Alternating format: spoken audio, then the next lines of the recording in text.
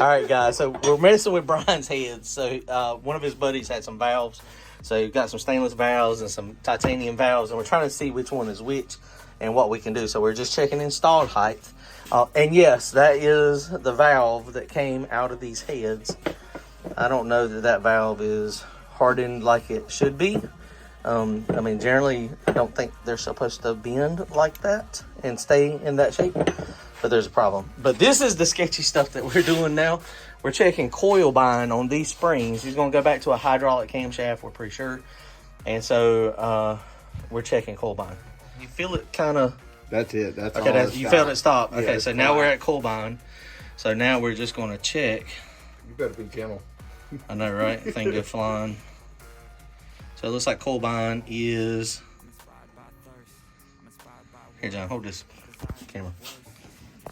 God, that is sketchy.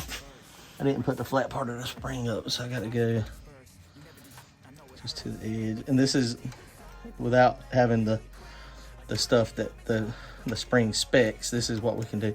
Now, we don't know what the actual... so coil bind is probably... That's going to be coil bind right there. 1.061-ish. So is that 1 or 7? 1061. Yeah. So that is coil bind. So you got to stay at least that distance away from coil bind. But then we usually go ahead and take the pressure back off of that. I'm gonna go very slow. I know, right? I've had them pop loose before, but luckily this is a great big vise. It's gonna hurt like a mofo if that thing pops on my hand. I can promise you that. But you know, it's just one of those things. The redneck stuff we do. They actually make a. We need to get a spring checker so that we can check the installed height. These with the setup over there that we got, these will set up at I think it was, what was it, 1.815. No, 1.765, because we had to take some off of it. Make sure when you're doing this, though, what you have to do, guys, is you got to make sure that you put the retainer on it when you're doing it. So we can do some math right here and see how big his camshaft is. So 1.76 is this installed height, and he may put lash caps on it. You see, these retainers have a provision for the lash caps. Let's see if it'll focus. So that'll give us so that we can play with the actual rocker arm geometry. He is getting a set of roller adjustable rocker arms, so that'll be good. But if we, so John, do that math. Do 1.765 subtract 1.061 is what that was. Okay, it equals. Okay, you did. So 704, and we want at least 40 thousandths, 50 thousandths.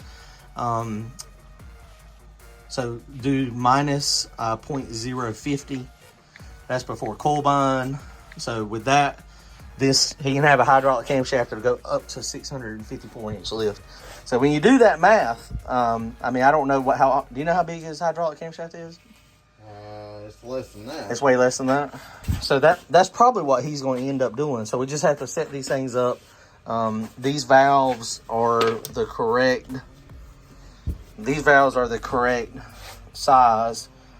So it's got the exhaust ones too. So the exhaust valves, I did not look to see if the intakes in the exhaust were the same. Looks like the exhaust is a little smaller, so we actually need to check those real fast too. So but these valves here may potentially work, and so these are not Victory. These are the stainless that come out of another set of heads that one of his buddies got, but I don't know what kind they are. I wish the titanium, these titaniums would work, but it's a smaller valve. It's a 210 valve instead of a 220. And you know, there is an option, and this one is actually this titanium one. If you look at it, the installed heights are the same, but it's got a taller tip on it. And so this one, the titanium one, would probably actually be better, but it's a smaller diameter. So what he would have to do is get new seats. If you got new seats, then you could remachine it, pop those seats out, machine it for the 210, and then you got, you know, some type of flow issue. What they would have to do, man, those titanium valves are so much lighter than the steel ones. But so what it would have to do is knock these seats out, cut it in there for a 210, and then that opens up. But then when you feel that throat, the throat actually is smaller here. So I know there's, you know, some professional ways to do it to make the measurements, but that actually might work. That valve right there, that might be the valve that I would try to put in it, honestly. This, even being a 210, it might be better. There are no, over here they don't have, that's only the intake valves. There's no exhaust valves over there. So, well, maybe it is better to put these in. So we got to figure it out. So he's working on it. He's getting parts and pieces. These are the springs that were on the head with the solid roller. This is a BTR spring. It's the 1238 6560. It's got like 250 pounds at, I think, 1.80. And the open pressure was like 650, I think, when we looked on their website. But this is the springs that actually come on the trick flow heads. And you see they are significantly smaller, but this was set up for a hydraulic roller. Now, the thing we got to think about too, though, I mean, these springs, we need to check them for sure to see what kind of pressure they got, because we don't want to have any issues with the springs. I mean, if Trick Flow makes their own springs or sources them from the same people that source the valves, then I don't know if that's a good thing.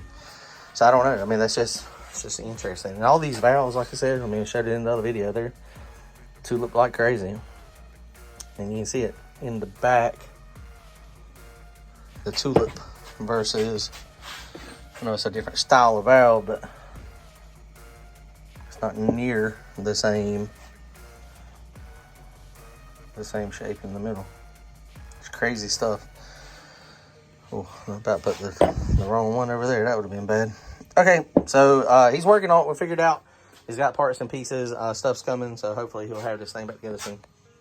All right, guys, comment, like, and subscribe. Later. What comes next? I'm just doing my best, even though I'm so stressed out. Everything just feels like a test that I fail, so depressed when I can't seem to get out. But something deep inside won't let me quit. I swear that I'm inspired by all